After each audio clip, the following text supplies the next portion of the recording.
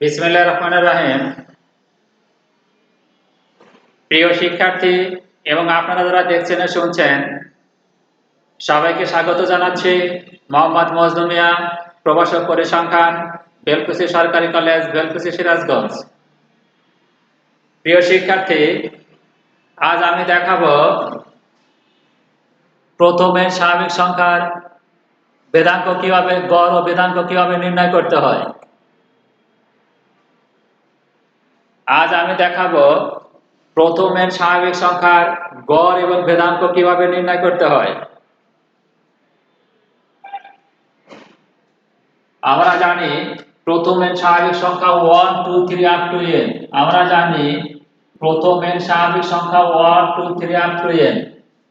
এখানে পদ সংখ্যা ইকুয়াল টু কত? পদ সংখ্যা ইকুয়াল টু হলো n। প্রথম পদ 1, দ্বিতীয় পদ 2, তৃতীয় পদ 3 এবং nতম পদ n। ঠিক আছে শিক্ষার্থীরা, এই যে প্রথমে স্বাভাবিক সংখ্যা আছে, এই প্রথমে স্বাভাবিক সংখ্যার গড় এবং ভেদাঙ্ক নির্ণয় করতে হবে। আমরা জানি কোন তত্ত্বসারি বা রাশিমালার গড় x bar equal to summation xi divided by n এবং ভেদাঙ্ক সিগমা স্কয়ার ইকুয়াল টু হলো summation xi square divided by n minus summation xi divided by n whole square. ঠিক আছে শিক্ষার্থীরা, আমরা জানি কোন তত্ত্বসারি বা রাশিমালার গড় x bar equal to summation xi divided by n এবং ভেদাঙ্ক sigma square equal to summation xi square divided by n minus summation xi divided by n whole square. এখন summation xi equal to x1 plus x2 plus x3 plus up to plus xn equal to x1 equal to 1, x2 equal to 2। তাহলে কত হবে?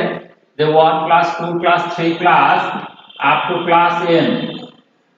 আর এটার যোগফল হলো প্রথম পদ যোগ শেষ পদ গুণন পদ সংখ্যা ভাগ 2 ইকুয়াল টু লেখা যায় n into n plus 1 divided by 2। ঠিক আছে শিক্ষার্থীরা, অতএব গড় x bar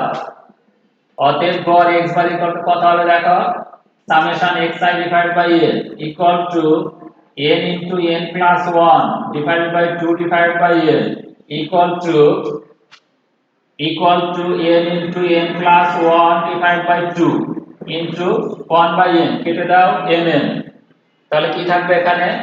equal to n plus 1 divided by 2।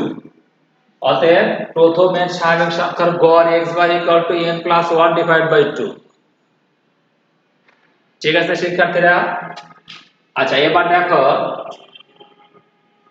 Summation xi square equal to কত আসে? Summation xi square equal to x1 square plus x2 square plus x3 square up to xn square equal to 1 square plus 2 square plus 3 square up to n square equal to 1 square plus 2 square plus 3 square plus n square. এটার যোগফল হলো n into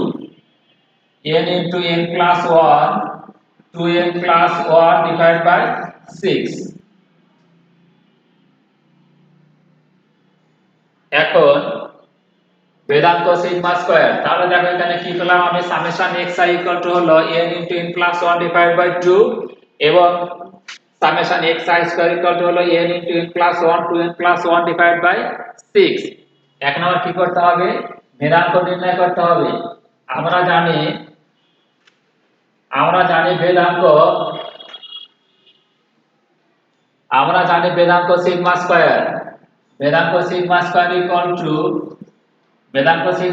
equal to summation xi square divide by n minus summation xi divide by n whole square আর equal to এটার মান হলো n into n plus 1 2n plus 1 divide by 6 divided by n minus summation xi equal to হলো n into n plus 1 divide by 2 divide by n whole square. Equal to, এটা যদি উল্টে দেওয়া হয় তাহলে কি হবে দেখো, n into n plus 1 2n plus 1 divided by 6 into 1 by n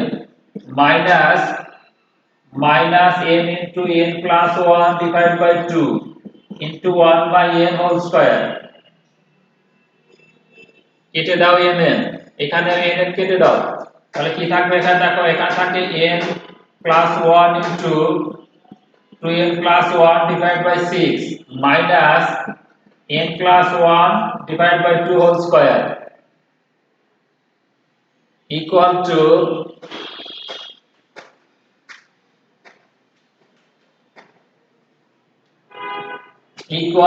কত হবে দেখো, এটা ইকুয়াল টু হবে n square plus 2n plus n plus 1 divided by 6 minus এটা হবে দেখো n square plus 2n plus 1 divided by 4 equal to n square plus 3n plus 1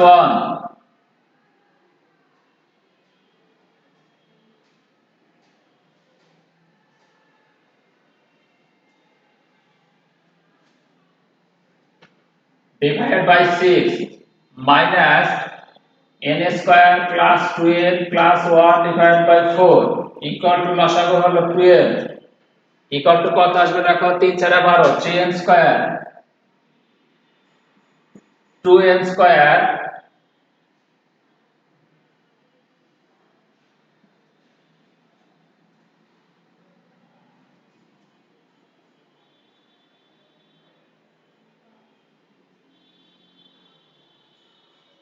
four n square plus 6n plus 2 minus 3n square minus 6n minus 3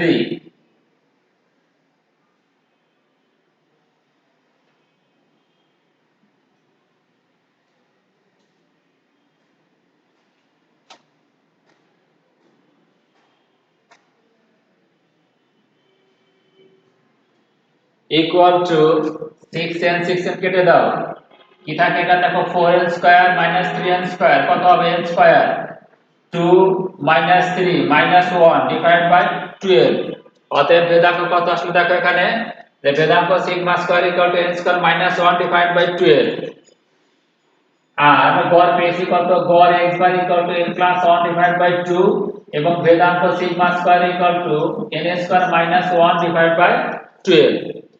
অতএব প্রথমে স্বাভাবিক সংখ্যার গড় n plus 1 divide by 2 এবং ভেদাঙ্ক sigma square equal to n square minus 1 divide by 12।